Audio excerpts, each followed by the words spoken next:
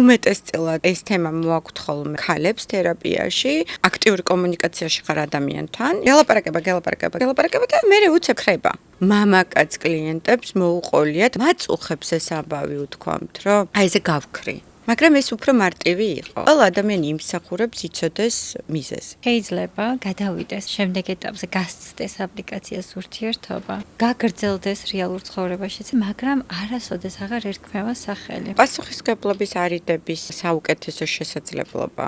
როდესაც ქალი აყენებს საკითხს 8 თვის თავზე, 10 თვის თავზე, როცა სამეგობროები იცნობენ ერთმანეთს, მოგზაურობენ ერთად, ქალი ეკითხება, რა ქვია ჩვენს ურთიერთობას და პასუხი მოდის რომ მოდი რა ნუართულებ. მან ინგრევა ძალიან დიდი რაღაცა, ინგრევა უსაფრთხოება. იმიტომ ნებისმიერ რაღაცას სჭირდება სახელი. ძალიან რთული გახდა ემოციურად ახლო სიღრმისეული ურთიერთობების აწყობა. წარმოიდგინე რომ შენ გაქვს შესაძლებლობა აი ამ სვაიპით ცვალო და 300, 3000, აი ვიცი 30000 პროფილი ნახო. როდესაც ჩერდები ერთზე, მანდ მოდის შფოთვა. იქნებ ვიღაცა უფრო ლამაზია, იქნებ ვიღაცა უფრო საინტერესოა. ერთდროულად რამდენიმე ადამიანთან ურთიერთობის ქონა გავს ერთდროულად რამდენიმე ფილმის ყურებას. ზუსტად იგივე ხდება ონლაინ აპში. შეიძლება გქონდეს ძალიან ბევრი ურთიერთობა და ეს ურთიერთობები გვფიტავდეს. ვინ არის ის ადამიანი, ვისთან ურთიერთობის შედეგადად ივსები? ესეთი შეიძლება იყოს ერთი. ზუსტად ის ერთია ჩვენი ფსიქიკური ჯანმრთელობის გარანტი.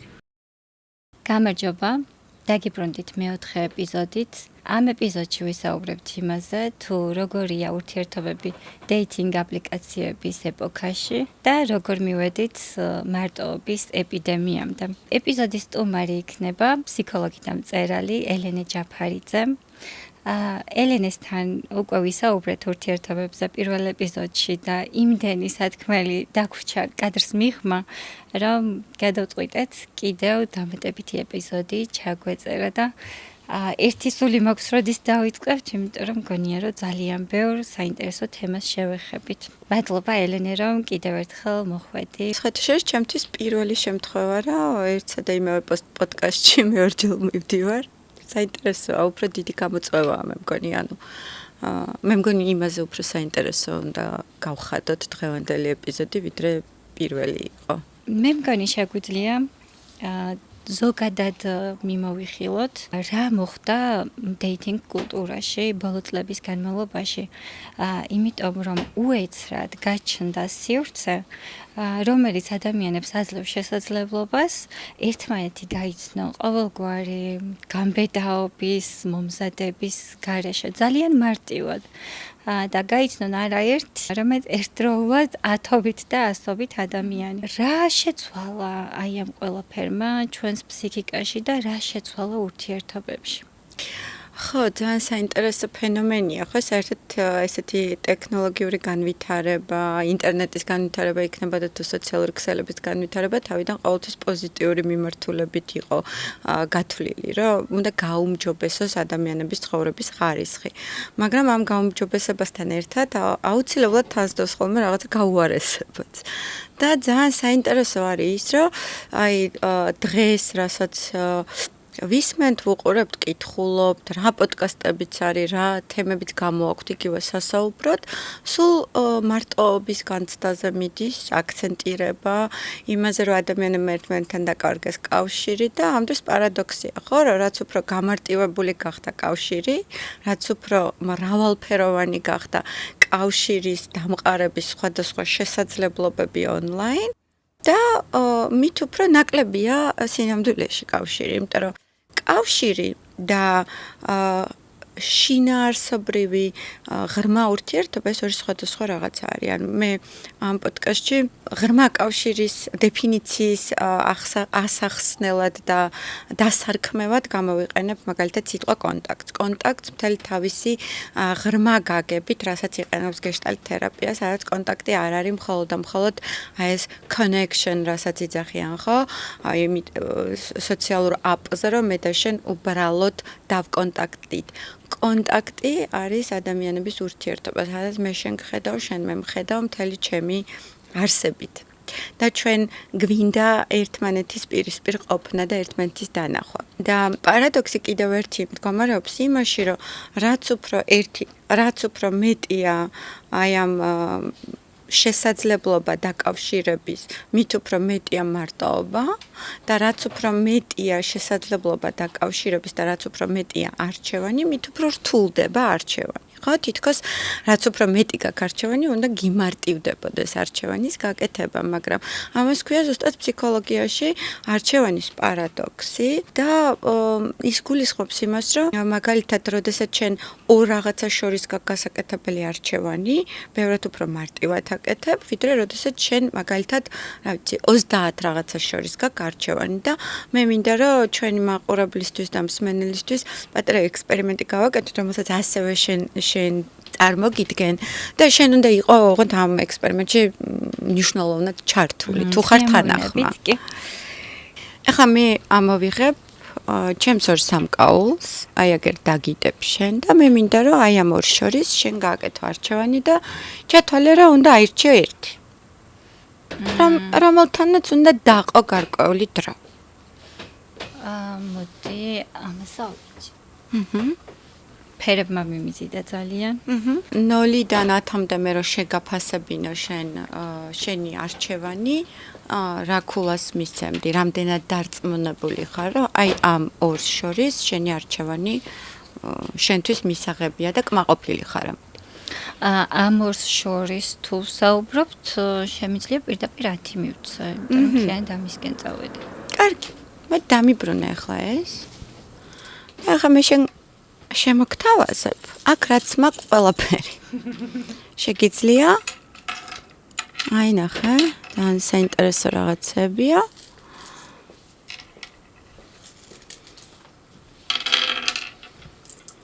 აბა აქედან აირჩიე, ერთი. რა ხდება თან? შეგიძლია ამიხსნა, როცა უფრო მეტია. სხვა რაღაცებისკენაც წავიდა გული, მაგრამ რატომღაც წეხან რახან ეს ავარჩიე, ისევ ამას ვხედავ გამორჩეულად. თუმცა წინასწარი არჩევანი რომ არ გამეკეთებინა. ახლა უკვე ფიქრობ, რომ გამიჭირდებოდა რომელიმე სარჩევა. ახლა უბრალოდ ნაცნობია ის, რომელიც წეხან ავარჩიე და არ არის ჩაკარგული. ამას წაგართმე. ხო, აი აქ დავიბენი. დაიბენი, ხო? ძალიან აი აირჩიე ერთ-ერთი. ეხლა ესეთი განცდა მაქვს, რომ ნაძალადევად უნდა ავარჩიო. ალბათ მაშინ ისევ ფერის ხათრით გავყვები იმას, მაგრამ ანუ გართულდა, ხო? როდესაც შემოვიდა უფრო მეტი. გართულდა კი და ვეღარ აღვიქვამ თითოეულს კარგად. ზუსტად იგივე ხდება ონლაინ აპში. ზუსტად. და შენ წარმოიდგინე, აქ ჩვენ გვაქვს რა ვიცი 10-მდე 15 ნივთი. და შენ წარმოიდგინე, რომ შენ გაქვს შესაძლებლობა აი ამ სვაიპით ცვალო და 300, 3000, რა ვიცი 30000 პროფილი ნახო. და 30000 ადამიანის არჩევის შესაძლებლობა გქონდეს. და მაშინაც კი, როდესაც ჩერდები ერთზე, მანდ მოდის შფოთვა. რა ეხლა მე რო გითხრა, შენ აუცილებლად აქედან ერთი უნდა აიღო, შენ აუცილებლად გაგექცევა მე გონება და აზრები იქითკენ, რომ სწორი ავიღე, იქნებ რაღაც უფრო საინტერესოც არის. იქნებ ვიღაცა უფრო ლამაზია, იქნებ ვიღაცა უფრო გულისხმიერია, იქნებ ვიღაცა უფრო საინტერესოა, იქნებ ვიღაცას უფრო მოვწონვარ, იქნებ იმასთანაც გამომივიდეს. და რაც თავარია, შენ შეზღუდული არ ხარ.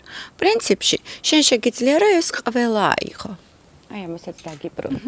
და ნახე, თითოეულ აი ამ პროფილს შეგიძლია ელაპარაკო, შეგიძლია გაეცნო. მაგრამ ხარისხი მანდ არის კითხვა. რამდენად შემიძლია მე ვიყო ჩართული, სიღრმისეულად ჩართული, რამდენად შემიძლია მე მანდ გავაკეთო მართლა კონცენტრაცია და რამდენად კარგად მესმის მე იმ მომენტში საერთოდ რა მინდა, ვის ვეძებ. ანუ ვეძებ ურთიერთობას სიღრმისეულს, ვეძებ ურთიერთობას, რომელიც უნდა იყოს ხანგრძლივი და ვეძებ გართობას.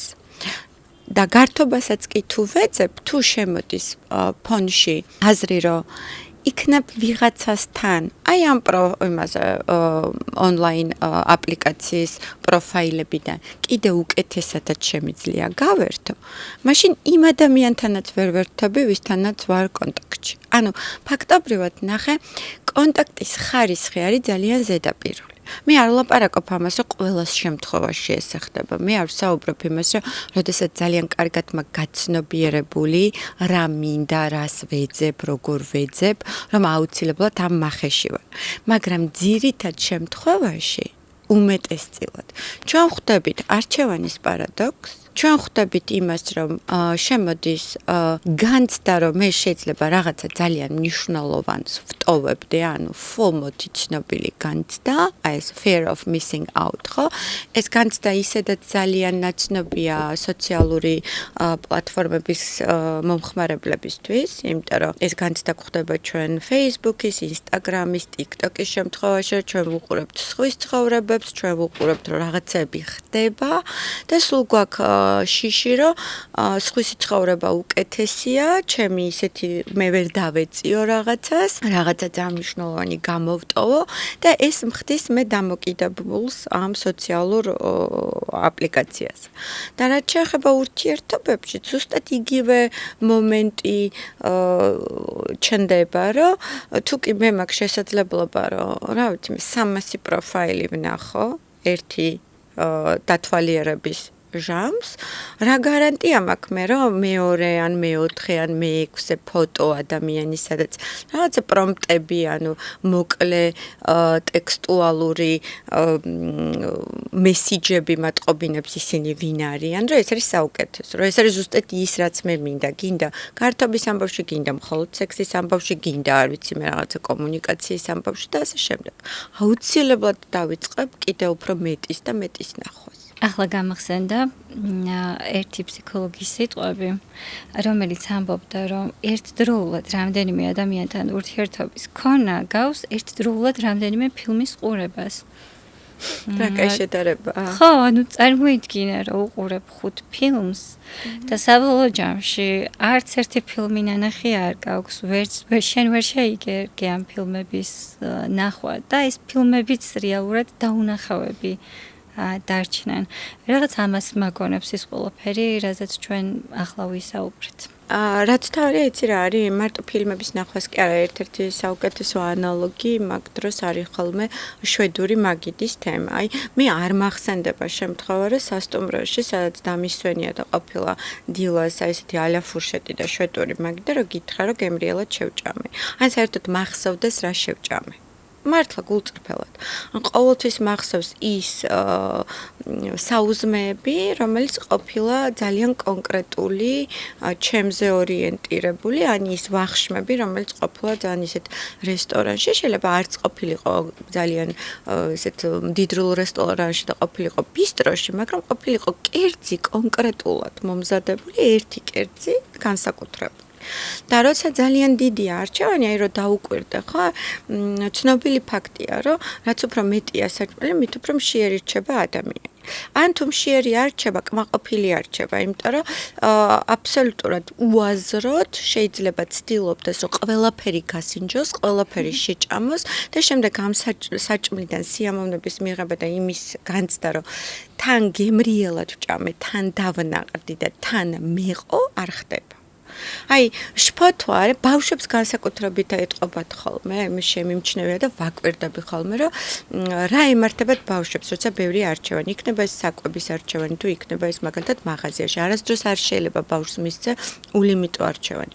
იმიტომ კი არა, რომ გააფუჭებ მხოლოდ. არა, იმიტომ რომ ბავშვი ვერ აირჩევს. ძალიან უჭირს ბავშვს, რომ მაღაზიაში შეიყვან და უთხრა, რომ რაც გინდა ის აირჩია. დაიბნა, ჩემ შვილებმა მახსოვს, რომ ტირილით გამოდიოდნენ მაღაზიიდან, სანამ არ მივხვდი, რომ სწორად უნდა. მე თვითონ ცდისა და შეცდომის გზით ვისწავლე და შემდეგ წავიკითხე მთელი წესები, როგორ ვასწავლით არჩევანის გაკეთებას. და ეს ფენომენი არჩევანთან დაკავშირებით მართლა და ძალიან მნიშვნელოვანია, რომ აი ამას ჩვენ ვაცნობიერებდეთ, რომ რატომ ვშფოთავ მაგალითად, როდესაც გავჩერდი ერთ პროფილზე. იმიტომ შევფოთავ, რომ ბუნებრივად მოცემული მაქვს იმ მომენტში ისეთი მოცემულობა საშფოთი, რომ ჩემმა ტვინმა იცის, რომ ძალიან ბევრია არჩევანი და ერანერად უნდა გავჩერდო.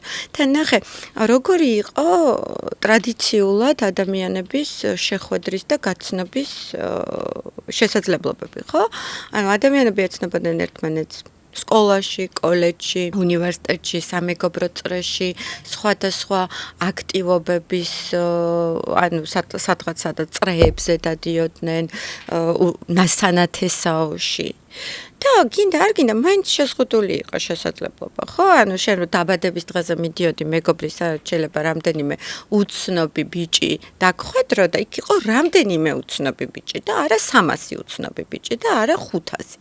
და იმასაც რომ დაუკვირდე, როდესაც რაღაცა ვიწრო წრეში მიდიხარ და იქ გვხვდება ახალი ადამიანი, რომელიც შეიძლება შენს გემოვნებაში ჩნდებოდეს, მიგიზიდოს და გაინტერესოს.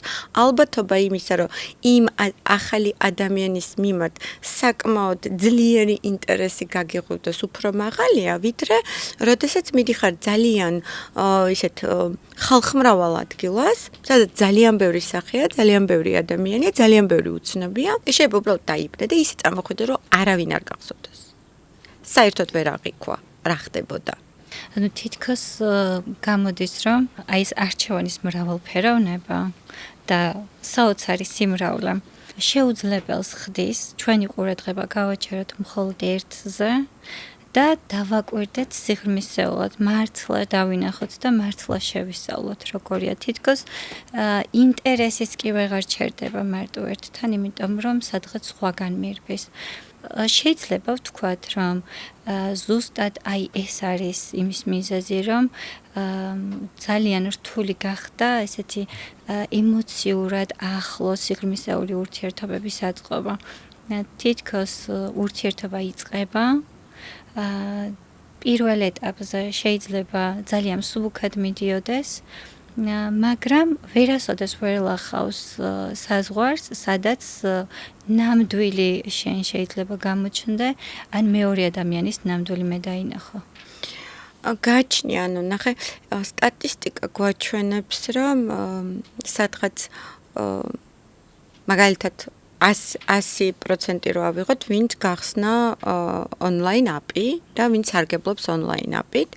დაახლოებით 60%-მდეა, რომლებიც გადადიან შემდეგ და რეალურ ცხოვრებაში აგრძელებენ ურთიერთობას, უბრალოდ ერთხელ მაინც ხვდებიან რეალურ ცხოვრებაში და ამ 60%-დან მხოლოდ 23%-ია, რომელიც ხანგრძლივ ურთიერთობას ახერხებს. ხანგრძლივ ურთიერთობა არ იგულისხმება ოღონდ რაღაცა აწლეულები, მაგრამ იგულისხმება რაღაც ურთიერთობა, რომელშიც შემოდის სხვადასხვა დინამიკა და ურთიერთობა, სხვადასხვა სტადიები. ან კითხვა ისმის, რომ 77% რა შვება, ხო? რა ხდება? და რატომ ხდება საერთოდ ესე? ან პირველ რიგში ნიშნულოვანია ვაცნობიერებდეთ, რომ ადამიანი ვერ იქნება თავისი პროფილი. ანუ ის პროფილი, რომელმაც მე მიმიზიდა თავისი მოკლე ტექსტებით, რომელსაც ქვია პრომპტი, თავისი სხვადასხვა დამუშავებული თუ დაუმუშავებელი ფოტოებით, მაგრამ ისეთი რაკურსით გადაღებული ფოტოებით, რომელშიც მე ჩემი თავი მომწონს, ანუ რაღაცა ერთი ვერსია ვარ, აი ის ვერსია ვარ, რომელიც მე მომწონს პირველ რიგში ვიზუალურად. მეორე, მე აუცილებლად დავწერი ისეთ ტექსტს, რომელიც გარანტიას მაძლევს ჩემი აზრით, რომ ეს ტექსტი მიიზიდავს ვიღაცას რა, მომაქცევენ ყურადღებას, ხო? ანუ ეს არის მხოლოდ ერთი პაწაწინა ფრაგმენტი ჩემს შესახებ. დანარჩენი ყველაფერი არის გამქრალი. იმისთვის რომ მე გავიგო საერთოდ ეს ადამიანი მაინტერესებს თუ არა, მხოლოდ ჩატით საკმარისი არ არის. მაგრამ ხშირად ჩატს არ ცდება ურთიერთობა. აი ზუსტად იმ მიზეზის გამო, რაც მანამდე ვახსენე. რომ ერთდროულად მე შემიძლია მქონდეს, რა ვიცი, 30 ადამიანთან ჩატი. რა პრობლემა? დავმეჩე, ანუ მოვნიშნე და იმანაც მოვნიშნა და შესაბამისად გაიხსნა ჩვენი ჩატები და მე შემიძლია ვილაპარაკო პრინციპულად ხო 1-30 ადამიანთან 40 ადამიანთან ნუ ალბათ ამდენთან არ ლაპარაკობენ იმიტომ რომ მართლა მთელი დღე მოცლილი რომც იყო შეუძლებელია რა ძალიან დიდი ენერგია მიდის სულ რომ არაფერზე ილაპარაკო და ძალიან ზედაპირული საუბარი გქონდეს მაინც მაგრამ რა ვიცი 5-6 ადამიანი ყავს წარმოიდგინე გახსნილი აი ამ ჩატებში და ელაპარაკები მაგრამ არ გადადის ეს ყველაფერი რეალურ ცხოვრებაში ანუ არ ხვდები ჯერ იმიტომ რომ გგონია რომ ჩატებით ლაპარაკში გაცხრილავ ვისთან ღირს შეხვედრა და ვისთან არ ღირს შეხვედრა და მანდაც ერთ-ერთი ძალიან სერიოზული შეცდომა იმიტომ რომ რაც უფრო მეტს გახსნი ჩატს და რაც უფრო მეტს ელაპარაკები მით უფრო ნაკლებია შანსი რომ გაცხრილო და საერთოდ გადახვიდე რეალურ კომუნიკაციაში და რა თქმა უნდა იმიტომ რომ შეიძლება ვიღაცა გაცხრილო მე ახალი დაამატო და ასე შემდეგ მაგრამ რისი თქმა მინდა ადამიანი არის ბევრად უფრო მეტი ვიდრე არამხოლოდ მისი პროფილი ან არამხოლოდ მისი ლამაზი რაკურსით გადაღებული ფოტო, არამედ ასევე ბევრად უფრო მეტი ვიდრე მხოლოდ მისი აზრობრივი სქემები და აზროვნება, ან მისი ინტელექტი, ან მისი ემოციური სამყარო, ან ბევრად უფრო კომპლექსური. ჩვენ რო ერთმანეთს ხვდებით, მე შეიძლება შენ ძალიან სწორად გესაუბრებოდე, გეუბნებოდი იმას, რასაც შენ ფიქრობ, ძალიან ვემთხოვდეთ ერთმანეთს ინტელექტუალურად. მაგრამ მანდ მოდის კიდევ ენერგიის ნაწილი. მიზიდულობის თემა, ქიმიის თემა, ინტერესის თემა. ანუ ჩვენ ბევრი სხვადასხვა პარამეტრით შევდივართ ერთმანეთთან კომუნიკაციაში. ამიტომაც არის ხოლმე რომ ვიღაცასთან გამოდის, ვიღაცასთან არ გამოდის.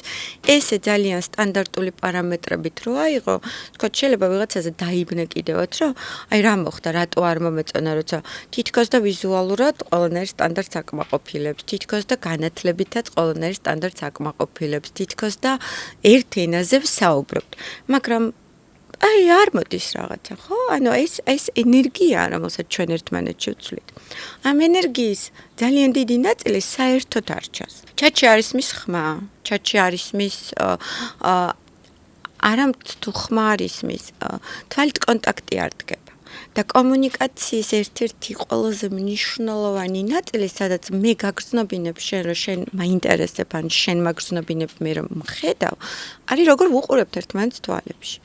ვიდეო კოლის დროსაც აი ვიღაცა იტყოს, რომ კი, მაგრამ ჩვენ შეგვიძლია ერთმანეთს ვიდეოები ვუგზავნოთ, ჩვენ შეგვიძლია ერთმანეთს ვიდეო კოლით დავურეკოთ და აი რეალურად ვნახო ის ადამიანი როგორია, ხო, აი ამ პროფილის მიღმა. მაგრამ ვიდეო კოლშიც თვალის კონტაქტი გამქრალია. ანუ როგორ გაიგებ შენ მე მიყურებ თვალებში თუ კამერას უყურებ ვერ გაიგებ ხო მე მიყურებ თუ საკუთარ თავს ზუსტად ამიტომაც გადასვლა რეალურ ურთიერთობაში სადაც მე უნდა გავბედო და გითხრა შენ რომ მოდი წავიდეთ სადმე შევხვდეთ ეს არის გარანტია იმისა რომ მართლა მივხვდე რა ხდება ჩემსა და ამ ადამიანს შორის. მაგრამ მაგას კიდე ჭირდება ძალისხმევა, მაგას ჭირდება პასუხისგებლობა, მაგას ჭირდება გამბედაობა, სადაც ასევე ბევრი პრობლემა გვაქვს თანამედროვე ურთიერთობაში, იმიტომ რომ გამარტივა ამ აპებმა ურთიერთობები ერთის მხრივ, რომ მარტივია მოგიკაკუნო, იქ რაღაცა გული გამოგიგზავნო თუ როგორ არის, არ ვიცი, რაღაცა სხვადასხვა ისა აქვს, ხო, რაღაცა რითიც მე შენ გაგრძნობინებ რომ მომეწონა. დავინტერესდი. მაგრამ აი ნახე, მე და შენ შევხვდებით ერთმანეთს და თვალებში ჩავხედავთ. მანდ მე გამბედაობა მჭირდება, ანუ და იცი რა არის პირველი ყველაზე მნიშვნელოვანი გამბედაობაში? რა მაკარგინებს ხოლმე როგორ ფიქრობ? ანუ უნდა ვაღიარო, რომ აი ეს ლამაზი ფოტოები რაც მიდევს, იმის მიღმაც არსებობს რაღაცა, მეორე ნაწილი ჩემი, რომ მე შეიძლება ისეთი, როგორიც იმ აპლიკაციაში ვარ. არა ვარ. ჩემი არაგაბრანჭული ნაწილიც და გაჩვენ. ყველაზე ძალიანაც კი რომც გამოვიბრანჭო. ხო, აი ლამაზად ჩავიცვა. მაინც შეიძლება ის ფოტო უფრო მეტად მომწონდეს ვიდრე ჩემი თავი. ან არ ვუშვებდე იმას, რომ პირიქით სინამდვილეში ესეთი ბუნებრივი ბევრად უფრო მიმზიდველი ვარ. ანუ აქ კიდე ცალკე აი ეს სტერეოტიპები და სტანდარტები შემოდის, როგორ პროფილებს ალაიქებენ კაცები, როგორ პროფილებს უყურებენ ქალები, ვის ეძებენ საერთოდ და რა მოტივით იწყებენ ამ აპებით სარგებლობას. ესეც საინტერესო თემა. ხო, ну, ბევრს, მაგრამ ეხლა მე შემიძლია ჩემი კლინიკური პრაქტიკიდან გამომდინარე მოვიყვანო მაგალითები, რაზე მესაუბრებიან და რა პრობლემის გამო ხდება ხოლმე თქვათ იგივე ფსიქოლოგთან ამ თემაზე საუბარი, ხო? ეს პრობლემა არის ერთი დაკავშირებული აი ამ სიყვარულით ბომბარდირებასთან, love bombing-ს რასაც ეძახიან და ავხსნი ამას ეს რა არის. მეორე არის ghosting-ის საკითხი, როდესაც აქტიური კომუნიკაციაში ხარ ადამიანთან, იმან დაგმეჩა და მე უცებ აი არსაიდან ხრება. ანუ გელაპარაკება და ხრება, ანუ ეს ტერმინიც ghosting-ი მოდის იმიდან, მოჩვენებიდან, დაგგოსტა რა. მესამე საკითხი ეს არის თვითშეფასების თემა, რომ აი ეს პირველი და მეორე რო ხდება, უმეტესწილად ეს თემა მოაქვთ ხოლმე ქალებს თერაპიაში, რა მჭირს მე ესეთი, რომ როგორ შეიძლება რომ ყველა კაცთან რომელთანაც შევდივარ ონლაინ აპში ურთიერთობაში ერთნაირად თავდებოდეს და შეიძლება და შენ არაფერი არ გჭირს. იმიტომ რომ შესაძლებელია ის შენს გარდა კიდევ 14-თან და 20-თან ლაპარაკობს. და შენ ყავხარ ერთ-ერთ რიგით ვარიანტად, რა. რომ აი ეს ყველაფერი აირჩია, მაგრამ იმისთვის რომ ენერგია გაანაწილოს, ამას არ შეუძლია ერთდროულად 15-თან ლაპარაკი, ამიტომაც იქიდან ვიღაცას რომ გაცხრილებს შენთან დაბრუნდება. შენი რიგით შეიძლება დადგეს. კი, ან შეიძლება არ დადგეს, მაგრამ ან შეიძლება არ დადგეს, მაგრამ არ ეყოს იმის ითამამე რომ გითხრას. ხო, აი მოდი რომ განვასხვაოთ ერთმანეთისგან აი ეს ორი მომენტი. აი ეს love bombing-ი თან ისეთ აქტიურ ტერმინად გაჩნდა, იმიტომ რომ ბევრი იქცევა ესე. და რაც პირველ ეტაპზე არის ძალიან სასიამოვნო, ხო? ადამიანები ერთმანეთს იცნობენ ძირითადად ონლაინ აპებზე ლაპარაკენ, გაცნობით აპებზე. თუმცა არც უმაგისობაა, რომ ჩვეულებრივადაც როცა გაიცნობენ ადამიანები ერთმანეთს და მიდის ძირითადად მამაკაცის მხრიდან ძალიან სწრაფად კომუნიკაციაში შესვლა და აქტიურ ფაზაში გადასვლა, სადაც ისეთ რაღაცებს აკეთებს, რისი დროც და მზაობაც ჯერ ურთიერთობაში არ არის. ან ფაქტობრივად, აი კონტაქტს აქვს თავისი ფაზები, ხო? აი ჩვენ ვართ ხოლმე გაცნობის ფაზა, სანამ მე ბოლომდე გაგეცნობი, შენ გამეცნობი, სადაც ჩვენ გარკვეულ ნიღბებს ჩამოვიშორებ და იქნება უფრო მეტი უსაფრთხოება ჩემსა და შენ შორის, აი ეს ფაზა დგება იმ ფაზის გადალახვის მერე, რომელსაც ქვია პრეკონტაქტის ფაზა. ანუ როცა ჩვენ ვაკვირდებით ერთმანეთს, რა. იქ ვეპრანჭებით კიდევაც ცოტა ფრთხილიც ვარ, გიყურებ რა შვები, როგორი ხარ, რანაირი ხარ. და მე უფრო ვიხსნები და შემოვდივარ კონტაქტში და მე უკვე შეგვიძლია ვთქვათ, რომ რეალური კონტაქტი ჩემსა და შენ შორის დადგა. აი ეს სიყვარულით ბომბარდირება ხდება ხოლმე ამ პრეკონტაქტის ფაზაზე, სადაც მე და შენ ფაქტობრივად შეიძლება ერთმანეთს არ ვიცნობდეთ და შენ მე არ ვიცი მე ჩუქნი და რაღაცა საჩუქრებს, მიწყვნი და სიმღერებს, გიჟივით იყო გადარეული, საოცარ კომპლიმენტებს მეუბნებოდა, რომ უჩემოდ აღარ შეგიძლია. ნუ აი იმაზე მეტი იყოს და როგორი სასიამოვნო ძალიან უნდა იყოს, ადამიანი აუცილებლად ყოველთვის გრძნობს, რომ ცოტა ადრეა. აუცილებლად ფიგურირებს ეს განცდა და ფიქრი, რომ მე მგონია ამისთვის ცოტა ადრე, ან ცოტა ბევრია. თუმცა ამას არ უტყდება, იმიტომ რომ ანუ როგორ შეიძლება უკმაყოფილო იყო იმითი, რომ აი ეს სიყვარულს გახვევენ და გაძლევენ და არ ვიცი გესურიან, ხო? ანუ შეიძლება იყო უკმაყოფილო უყურადღებობის გამო, მაგრამ აი ზედმეტი სიყვარული, ხო, ეხლა ზედმეტი სიყვარულისგან ის რა ქვია უკმაყოფილო იყო, არ არის და ამ დროს იგივე საგანგაშო სიგნალია, რომ თუ თავიდანვე ადამიანი უყურადღებოა და ჩვენ ავთი არ გადავდივართ რაღაცა სხვა ეტაპზე და პერმანენტულად არ შემოდის კონტაქტში, ჩემგან უნდა იყოს ინიციატივა, არ ინტერესდება ჩემი ამბებით, არ აინტერესებს რაღაცები, არ ამახსოვრდება ჩემი ისინი საკითხები, მნიშვნელოვანი თემები, რა მომწონს, რა მიყვარს, რა მაინტერესებს, რა ამწყინს და ასე შემდეგ. ერთი ამბავია და პრობლემა არის და მეორეა თუ მარტო ჩემით არის მოცული. და ცდილობს რომ რაც შეიძლება უფრო მეტად მიიპყროს ჩემი ყურადღება და მთლიანად მომიცვას. აი ეს მეორე პოლუსი. რომელიც აუცილებლად რამდენიმე კვირაში მთავრდება ძალიან ტკივნეულად. აუცილებლად მთავრდება ტკივნეულად, იმიტომ რომ ასეთი ადამიანის მიზანი არის დაგიპყროს. მისთვის მთავარი არის მიიღოს შენი ყურადღება, გახდეს შენთვის მთავარი ცენტრი, შენ და უნებურად ყველაფერი იმ მომენტში ჩახსნა და მხოლოდ ის იყოს შენი მთავარი ამომავალი ვარსკვლავი, აი ეს მიიღოს.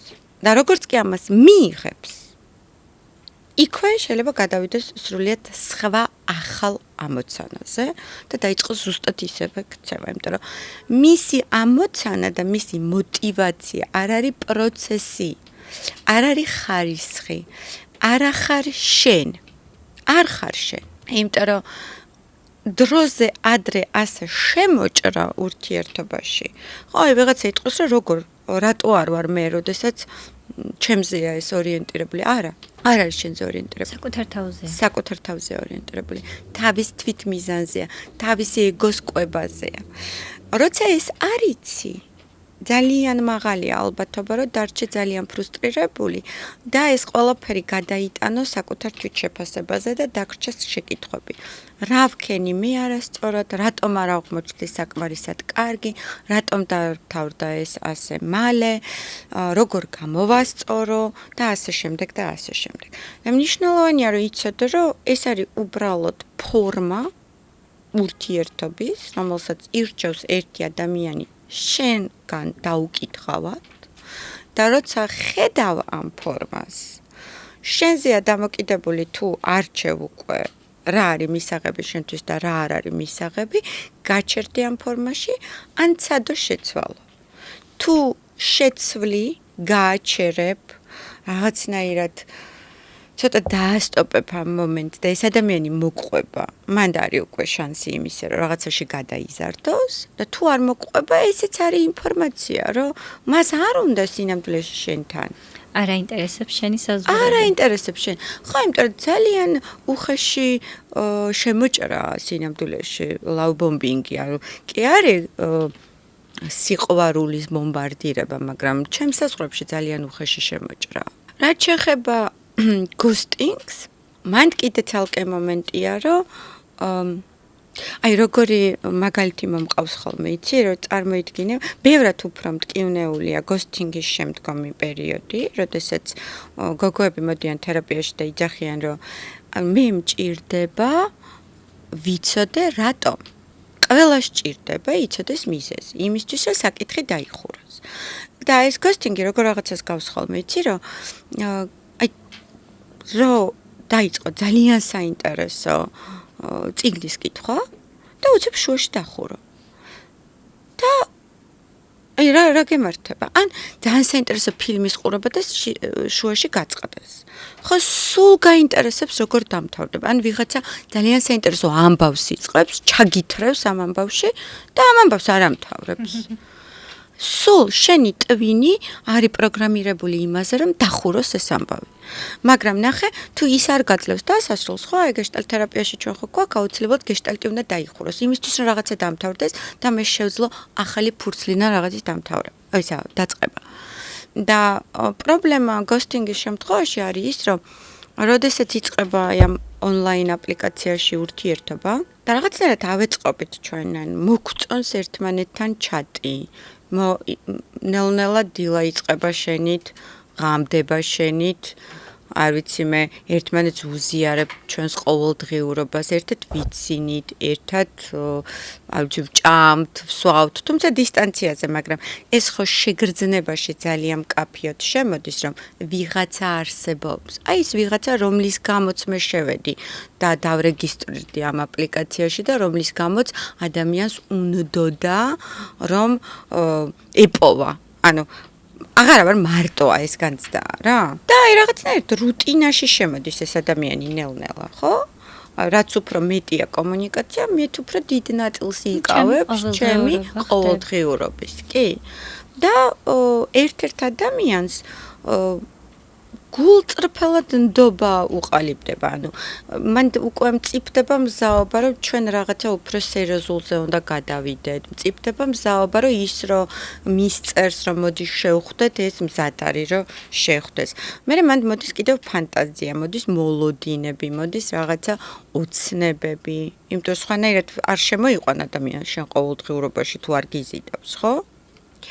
და უცებ ერთ ჩვენი ერთ დღეს, აი ზუსტად ისეთ მომენტში, როდესაც ამ ადამიანებს აქვთ განცდა და ძირითადად ქალები არიან, რომ აი ხა ეს კაცი მოიწერება და ეტყვის, რომ მოდი ხვალ წავიდეთ ერთად დავლიოთ ყავა, ან შეიძლება მანამდე დალიეს კიდევაც ყავა, ან შეიძლება მანამდე ქონდათ კიდევაც ურთიერთობა რაღაცა ისეთი, სადღაც იყვნენ წასულები, არ ვიცი, მაგრამ ეს სადაც ეს ქალი უკვე გრძნობს, რომ თითქოს ყველაფერი არის სტაბილურად, ეს კაცი ქრება. აი ქრება. და პირველი რა არის? პირველი არის განგაში, რომ ხომ ყველაფერი რიგზე აქვს, ხო არ მოკვდა. ხომ არ შეემთხვა რაღაცა საშინელება, იქ მანქანამ ხო არ დაარტყა. და შედიხარ, იწყებ მის გადამოწმება, ცოტა ხანი ელოდები, შემდეგ წერ. და ნახულობ რო არის ონლაინ, ცოცხალია. არაფერი არ ჭირს. მაგრამ შენ არ გპასუხობს. და მან ის კი არ ხდება, რომ უბრალოდ აბსოლუტურად მიუღებელია ასეთი ფორმით ჩემთან ურთიერთობის დასრულება. არამედ ის აზრი იბადება, რომ რა გავაკეთე მე არასწორად. ან რით ვერ მოვახერხე მე, რომ ეს ყველაფერი გაგრძელებულიყო, რაღაცა უფრო სერიოზულში გადაზრდილიყო. რა ვქენი მე არასწორად. საკუთარ თავში ეძებ ისევ პრობლემას, მე არ ვარ საკმარისად კარგი, მე ვერ მოვხიბლე საკმარისად. ზუსტად. და ამ დროს მან ძალიან ბანალურია ახსნა, საკმაოდ ბანალურია, რომ იმას შეიძლება პარალელურად სხვა ადამიანიც გაიცნო, ზუსტად იგივე სტილით და ზუსტად იგივე მეთოდით, როგორც გაგიცნო შენ. მას შეიძლება ამოვარდნილი აქ ცნობიერებიდან, რომ შენ ხარ ცოცხალი ემოციური არსება და შენთან კონტაქტობს როგორც პროფილთან.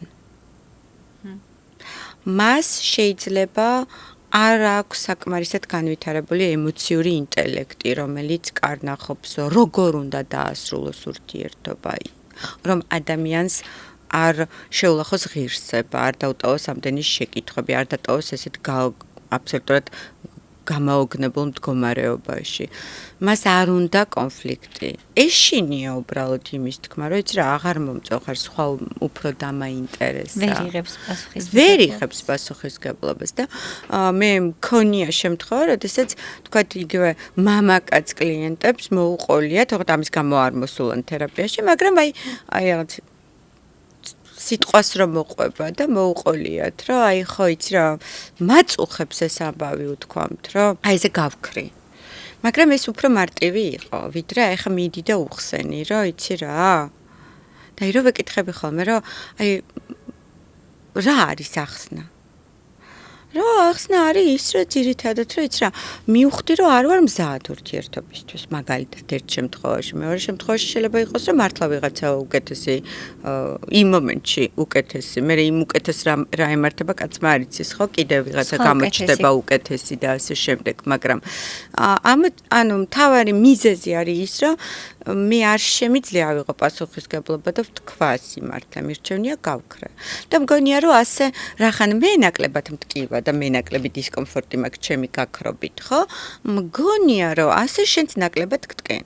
და სინამდვილეში შენ უნდა გესმოდეს რომ ძალიან ტკენ იმ ადამიანს. იმაზე უარესად თქვენ, ვიდრე სიმართლე რო უთხრა, იმიტომ რომ სანამ გეშტალტი არ დაიხურება, იმ ადამიანს უჭირს ახალი ურთიერთობის დაწყებაც. რომ თუ ერთი აი ამ წყვილში გადადის და ცდის ახალ ურთიერთობას, ის მეორე ამ გეშტალტის დახურვას ელოდება. ის ელოდება პასუხს, რომ რა ვქენი მე არასწორად, ან რატომ წახვედი. ის გელოდება, ძალიან ხშირად ის გელოდება, რომ შენ გამოჩენდები. და ამაში გადის დრო. შეიძლება ვიღაცისთვის ეგეც სასიამოვნო იყოს ამის განცდა, რომ სადღაც ვიღაცა ზის და მასზე ფიქრობს, დარდობს და ტირეს. ნუ კი, ალბათ არის არა ერთი შემთხვევა ეგეც. ყველას მაგას ვერ დააბრალებ, მაგრამ უფრო მეტად არის ხოლმე ძალიან ეგოისტური გადაწყვეტილება, რომ ჩემთვის რაც უფრო მარტივია, ის გავაკეთო და თან ნახე ონლაინ აპლიკაციას აქვს უნარი გაგანთავისუფლოს რაღაცა პასუხისგებლობებისგან, რასაც რეალობაში ასე მარტივად ვერ დათმობთ, იმიტომ რომ თითქოს იქ სხვა წესებია ურთიერთობის. იქ მე ხომ არაფერი არ მავალდებულებს. აი რა, ადამიანს თუ არ შევხვდი რა. მაგრამ ახლა გოსტინგი არა მარტო აპებში, არამედ რეალურ ცხოვრებაშიც, რაც ადამიანები ერთმანეთ ხვდებიან და მე ეს კაცს ვიძახი, იმიტომ რომ ძირითადად გოგოები მოდიან ამ სატკივარით, იკარგება, ძალიან მტკივნეულია. ძალიან მტკივნეულია იმ ადამიანებისთვის. და ძალიან ურტყავს თვითშეფასებას. მართლა ძალიან ურტყავს თვითშეფასებას და არავინ ყველა ადამიანი იმსახურებს იცოდეს მიზეზი. როგორი მტკივნეულიც არ უნდა იყოს. და სიამოვნებაში იმის თქმა რა იცი რა მე აღარ გამომდის, ან მე აღარ მინდა, ან ხო, რავი, აი სხვაც გამოჩნდა. იქნებ თანახმაა ის ქალი რა ის სხვაც იყოს, რა იცი. დღეს თანამედროვე ურთიერთობებში ძალიან ბევრი შესაძლებლობები არსებობს და ერთ-ერთი მომენტი ეგეც არის რა, situationship-ი. ამაზე მინდა და მეკითხა. ურთიერთობები პასუხისგებლობის გარეშე. თითქოს შეიძლება გადავიდეს შემდეგ ეტაპზე, გასცდეს აპლიკაციას ურთიერთობა. გაგრძელდეს რეალურ ცხოვრებაშიც რაღაც პერიოდი, მაგრამ არასოდეს აღარ ერქმევა სახელი. არასოდეს არ იცის ორმა ადამიანმა ვინ არიან ერთმანეთისთვის და ასეთ ურთიერთობას ბოლო დროს დაერქვა ეს situationship-ი. ხო, პასუხისგებლობის არიდების საუკეთესო შესაძლებლობა. იცი რა არის, თავიდან შეიძლება ორივე ადამიანს აწყობდეს ეგეთი ურთიერთობა გულწრფელად და ძალიან გაცნობიერებულად მიდიოდნენ, მაგრამ ურთიერთობა დინამიკა რა. აი ორი ენერგიის ერთმანეთთან ურთიერთკავშირის შედეგად ჩამოყალიბებული დინამიკა. ურთიერთობა არასდროს არ იზომება ცალ-ცალკე ერთის და მეორეს არსებობით. ერთმანეთთან რა კავშირში არიან და რა დინამიკას ქმნიან, მაგით იზომება საერთოდ და მაგით ხდება ხოლმე საერთოდ ურთიერთობაზე საუბარი. მე და შენ ერთად რას ქმნით, რას ვახერხებთ და რას ვერ ვახერხებთ. და ხშირად აი ამ დინამიკაში ერთს უფრო მეტად უვითარდება საჭიროება სახელი ერქვას ურთიერთობას, ვიდრე მეორეს.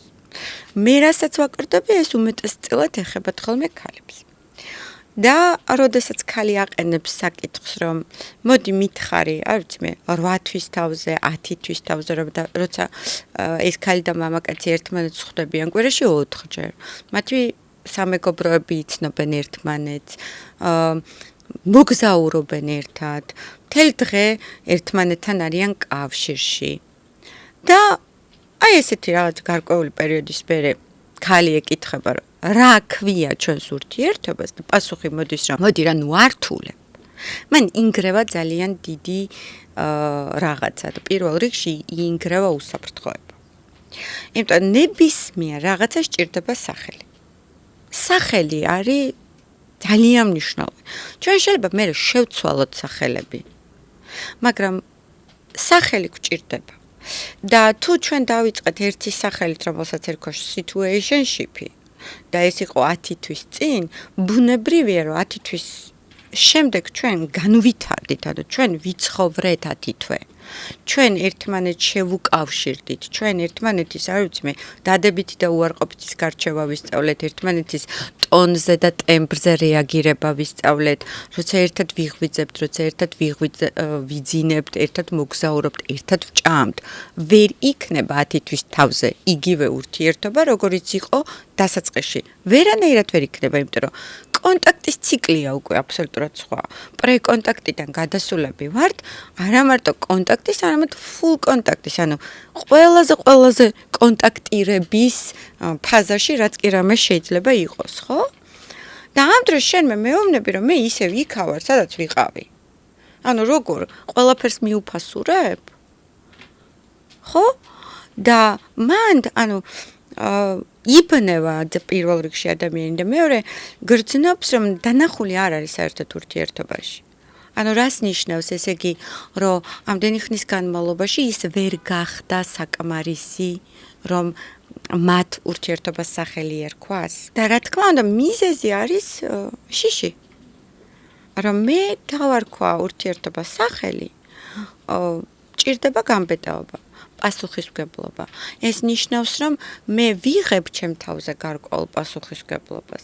და ნახე პასუხისმგებლობა რას გულისხმობს? პასუხისმგებლობა გულისხმობს, რომ მე ვზრუნავ შენზე.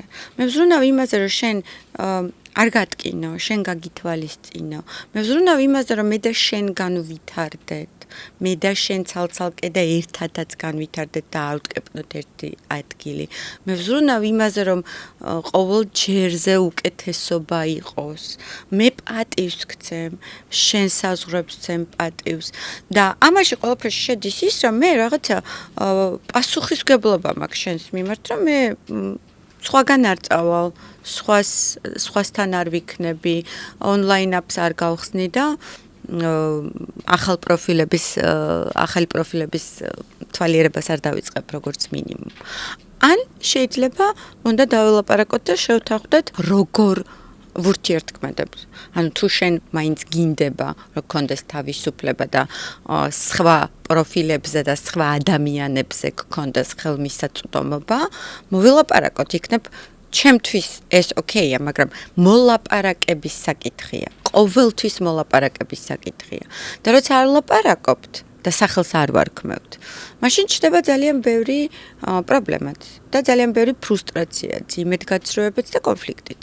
გავაჟღერეთ ის, რომ საკმაოდ რთულია პასუხისმგებლობის აღება. რატომ უჭერთ ადამიანებს ასე ძალიან ახალი ვალდებულებების მიღება?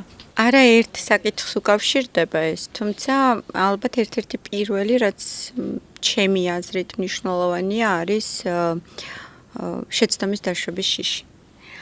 რომ მე თუ პასუხისმგებლობას ავიღებ, მე ყველაფერი უნდა უშეცდომოდ გავაკეთო და მე უნდა ვიყო 100%-იანად მართალი. და ადამიანს არ შეუძლია უშეცდომო იყოს, იმიტომ რომ მთელი ადამიანობის არსი ზუსტად იმაში მდგომარეობს, რომ ადამიანი შეცდომებს ჩადის. ამოცანა ის კი არ არის, რომ მე შეცდომები არ დავუშვა, ან უნებლიეთ რამე არ გატკინო, ან რაღაცა ვერ შევძლო. ამოცანა არის ის, რომ მაშინ როცა რაღაცას ვერ შევძლო ამის აღიარება. შევძლო ამის პატიება პირველ რიგში საკუთარი თავისთვის.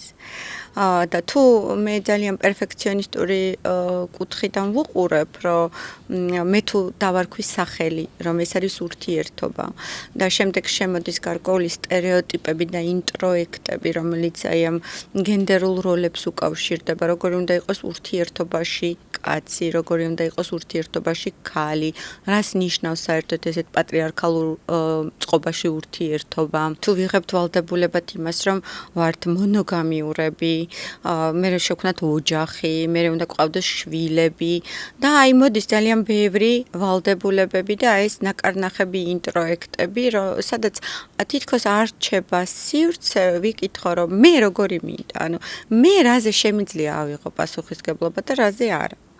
მე მგონია რომ ძალიან მნიშვნელოვანია წყვილები ხვდებოდნენ რომ რაღაცაზე აუცილებლად შეიძლება ვიღებდე კიდევაც პასუხისმგებლობას და უბრალოდ მარტო იმიტომ რომ მგონია რომ სახელის დარქმევა ამ პასუხისმგებლობას კიდევ უფრო მეტად დაამძიმებს გავურბოდე სახელს. და სიამთვილეში შეიძლება მთელი თვეების განმავლობაში ზუსტად იმას ვაკეთებდი, რაც მომეთხოვება და ჩემს პარტნიორს ჩემგან უნდოდეს. მეორე მომენტი, რომელიც ასევე არის, როცა ადამიანები გაურბიან სინამდვილეში სიღრმისეულ ურთიერთობას და ვერ ჩერდებიან ერთ ადამიანთან, არის რომ ეს რაც ავხსენი, ეს FOMO, რომ უკეთესი ვარიანტით შეიძლება იყოს და ეს ნიშნავს, რომ მე არასდროს არ ვარ ბოლომდე ჩართული აქ და ამჟამად ურთიერთობაში და სულ პერმანენტულად სადღაც მომავალში ვარ. მეორე ნაკარნახები რაღაცა ილუზიებით ვმოქმედებ, რაც წარმოდგენილი მაქვს იდეალური ურთიერთობა, იდეალური ქალი, მეც უნდა ვიყო იდეალური კაცი ან რაღაცა მსგავსი, რაც არ არსებობს ბუნებაში. არ არსებობს.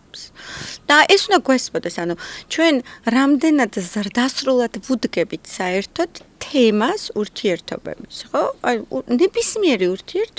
ნებისმიერი ურთიერთობა აუცილებლად მოიცავს სირთულეებს. სიყვარული არ იზომება იმის მიხედვით, სირთულე არის თუ არა. სიყვარული ზუსტად იმის მიხედვით იზომება, ჩვენ ამ სირთულეებში შეგვიძლია თუ არა ერთმანეთი დავაფასოთ. ერთმანეთი არ შეურაცხყოთ, ერთმანეთი გავაძლიეროთ, ერთმანეთი ავიტანოთ, დავიტიოთ და არ გავიქცეთ. და თუ მე არ მაქვს გამომუშავებული ერთგვარი უნარი სირთულესთან გამკლავების და სირთულესთან გაჩერების და თანამედროვე ტექნოლოგიები მაძლევს შესაძლებლობას, რომ აი აქ თუ რთულია, რა პრობლემაა, მე ახლა გადმოვწერ რომელიმე აპლიკაციას და 3000 ქალი ან 3000 კაცი იქნება ხელმისაწვდომი, ხო? ეს სადღაც ჩალექილი არის, რომ აქ თუ არ გამოვა, ავდგები, გავიქცევი და სხვაგან ვწდი. რესურს აღარ იქაც იგივე იქნება. და ყველგან იგივე იქნება. თუ მე თვითონ ჩემ თავში არ დავამუშავე რაღაცები, იმიტომ მე ჩემ თავს ვერ გავექცევი. და რითი ხემძღვანელობთ ჩვენ ურთიერთობაში აქ და ამჟამად ჩემი შეგრძნებათა სისტემით, როგორ გრძნობ მე შენთან თავს, თუ ილუზიებით, თავსმოხვეული სტერეოტიპებით, თავსმოხვეული რაღაცა დოგმებით, ნორმებით, ხო? ამითი განსხვავდება ზუსტად. ამიტომაც ერთ-ერთი ძალიან მნიშვნელოვანი მომენტი პასუხისმგებლობისგან გაქცევის არის ზუსტად ეს შიში, რომ ან შეცდომას დაუშვებ და არ შეიძლება შეცდომა, ან ის რაც მე წარმომიდგენია და თავს მომახვიეს, რას ნიშნავს ურთიერთობა, ეს იმდენად რთული საზიდია და სატარებელია, რომ მე არ შემწევს უნარი და მანდაც კითხვას არ ვსვავ, რომ თავს რაც მომახვიეს, ეს მე მაწყობს თუ არ მაწყობს და რატო უნდა ვზიდო ის, რაც თავს მომახვიეს, იქნებ მე სხვანაირად ვუყურებ. ხო? მესამე არის ის, რომ მე შეიძლება მეგონოს, რომ სხვაგან არსებობს უფრო მარტივი ვერსია და ნაკლებად პრობლემები შემიქმნის, რომ აი ეს ქალია, გაიგე რთული. ან ეს კაცია უხასიათო. და იქ ამ 3000 და არ ვიცი რატო გადავეკიდე ამ 3000 30000 თუ რამდენიც არის, იქ ვიღაცა აუცილებლად იქნება უფრო ნაკლებად რთული, მაგრამ სინამდვილეში ეს რთული კონცეფტი ჩემშია. გავიქცევი, ხო? და ეს უკვე კონსუმერული, აი მომხმარებლური მიდგომა არის, ნახე, ადამიანის მიმართ, რომ აი ესეთი მარტივად ხელმისაწვდომი პროდუქტია, რომ აი არ მომეწონა ახლა მე ეს კონკრეტული რაღაცა დასახელების პროდუქტი და მოდი შევცვლი და ვიყიდი ახალს. რა პრობლემაა? და ადამიანებთან ეგრე არ არის. ადამიანებთან სხვანაირად არის. და მარტოობა ზუსტად მაგაზია ყველაფერზე მიბმული, რომ სინამდვილეში მე თუ ესე გავრბივარ, მან კითხვა უნდა დაისვას, რომ რისგან გავრბივარ, მე იმ სხვისი სირთულისგან გავრბივარ, თუ იქნებ ჩემ თავში ვერ ვუძლებ სირთულეს. იქნებ ჩემ თავში არსებული სირთულისგან გავრბივარ, ჩემ თავში არსებული რაღაცეებისგან, რომელსაც არც კი ვიცნობ და ყოველ ჯერზე აი რამდენადაც თვალსაჩინოა მაგალითად სოციალური პლატფორმების მოხმარება, ხო, რომ ვინც უფრო მეტ დროს ატარებს სოციალურ აპზე, თქვა და Facebook იქნება, Instagram იქნება თუ რაღაცა, მით მეტად ცდილობს გაექცეს აქ და ამჟამად თავის ყოფნას, თავის თავთან ყოფნას. რისთვის შევდივარ? ერთ-ერთი კი კომუნიკაცია გაადვილებულია, მოვიკითხავ მეგობარს, მაგრამ თუ სულ მანდ ვარ, ანუ გაქცეული ვარ რეალობიდან, აწყვოდან გაქცეული ვარ, ვირტუალურ სამყაროში ვარ გადასული. იგივე არის ძალიან ხშირად, როდესაც მოდიან ჩემთან ადამიანები, მეუბნებიან, რომ ხო, რამდენი ვიღაცას დავშორდები, შევდივარ და ვიწყებ ახალი კანდიდატურის ძებნას. ანუ არ ვტოვებ მომენტს, რომ დავფიქრდე რა მოხდა. რა მინდა? როგორი მინდა ურთიერთობა? რა სიღრმის მინდა? ან საერთოდ იქნებ არ მინდა ურთიერთობა. იქნებ საერთოდ სხვა რაღაცა მჭირდება და არა ვიღაცა. და იმიტომაც არ გამოდის ეს რაღაცები. ყოველთვის ძალიან მნიშვნელოვანია, რომ შიგნით ჩაიხედო და საკუთარ თავს კითხო, რა არის ის მთავარი სტიმულის გამომწვევი, რის გამოც ვიღებ მე ტელეფონს და ვიწყებ გინდა პროფილების სკროლვას, გინდა Facebook-ზე სკროლვას, რისთვის ვაკეთებ. და ხო, ნებისმიერი პასუხი მისაღები ოღონდ გაცნობიერებული. არ არსებობს პასუხი, რომელიც რაღაცა ან მორალურ, ან ეთიკურ ნაწილშია. მე მაქვს უფლება მაგალითად, რომ გავერთო.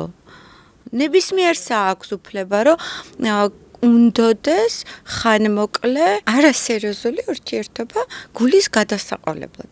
მაგრამ უნდა იცოდეს. და ასევე უნდა იცოდეს, რომ იმ მეორე ადამიანსაც იგივე საჭიროება უდგას.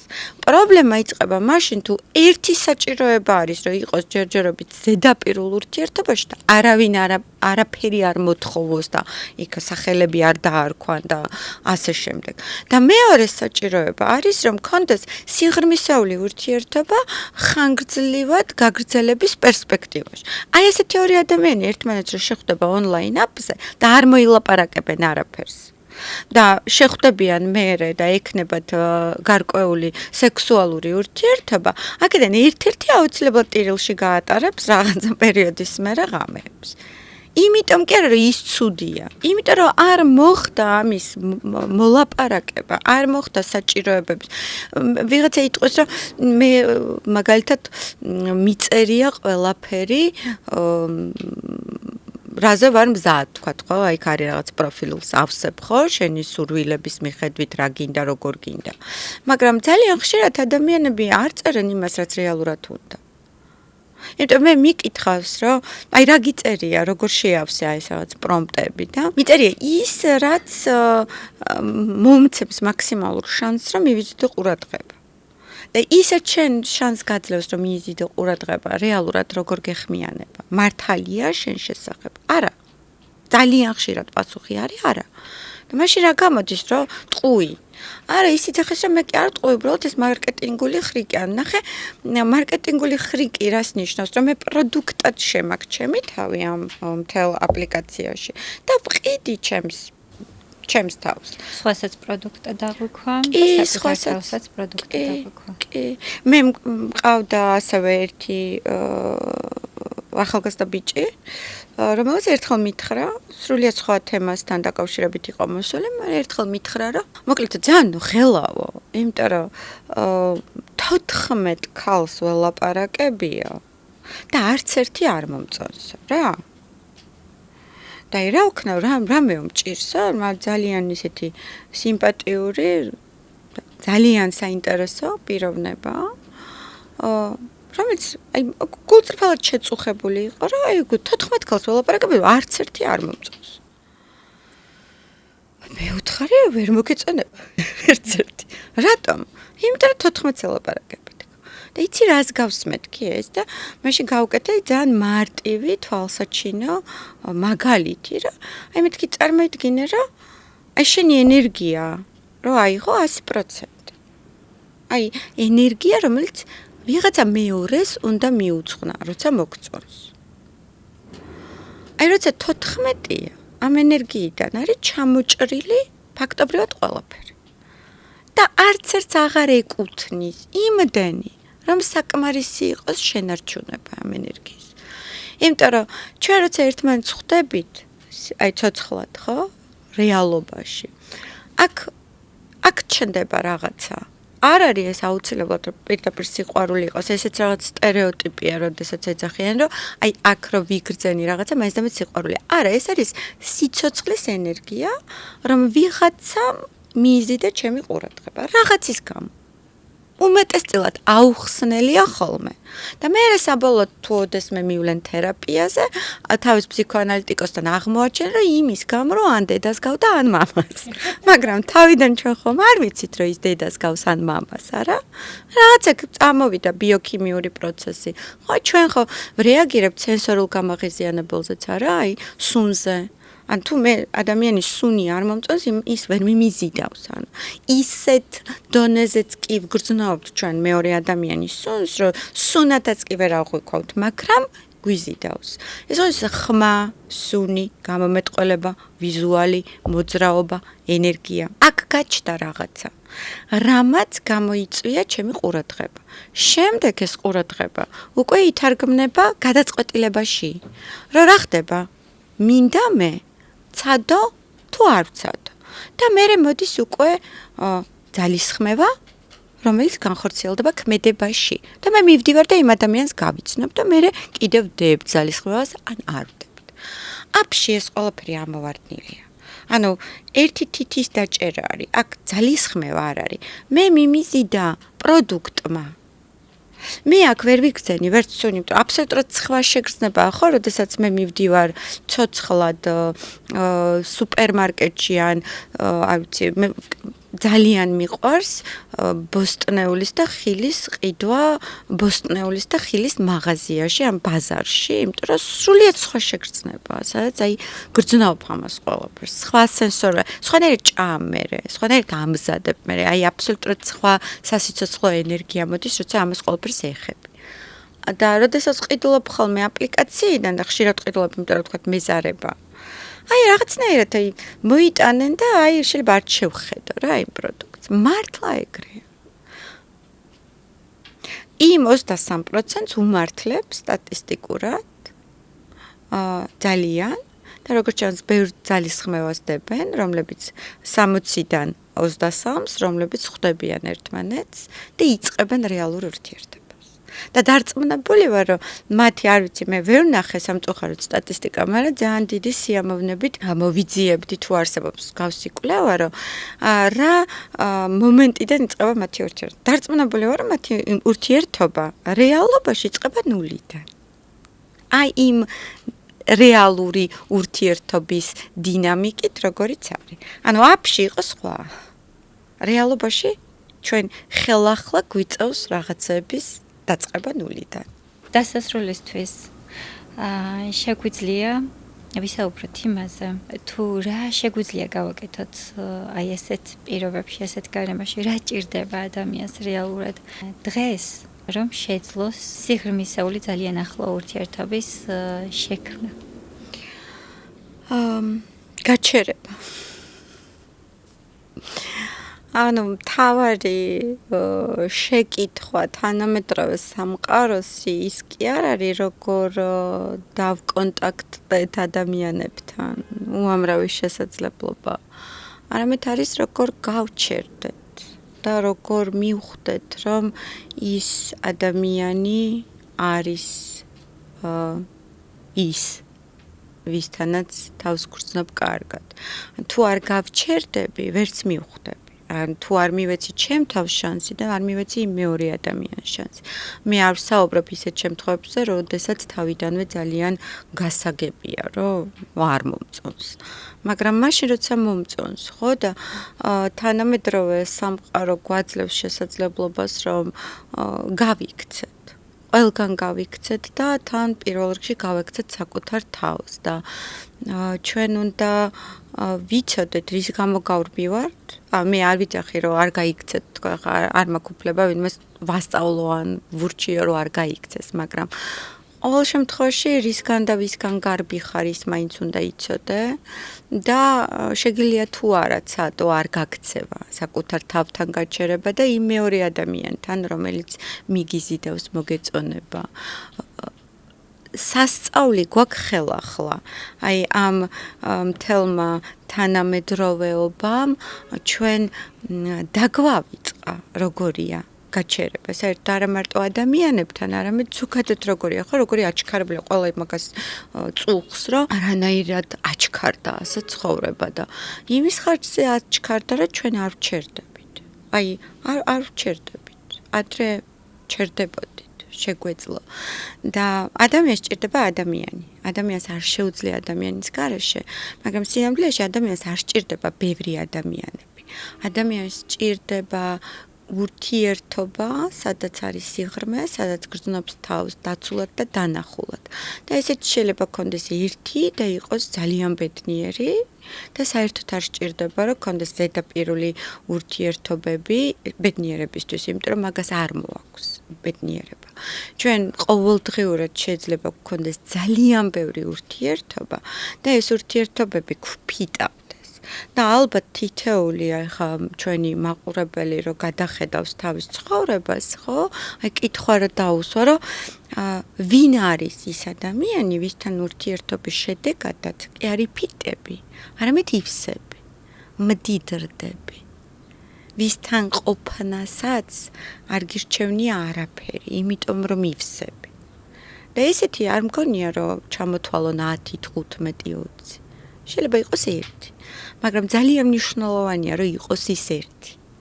იმიტომ რომ ზუსტად ის ერთია ჩვენი ფსიქიკური ჯანმრთელობის გარანტი. არ შეუძლია ადამიანს სხვანაირად. ანუ როცა ვლაპარაკობთ, რომ სოციალური არსებაა ადამიანი, კი, იგულისხმება, რომ ადამიანს სოციუმში სჭირდება ინტერაქცია, მაგრამ ხარისხია განსაზღვრელი. მადლობა ელენა.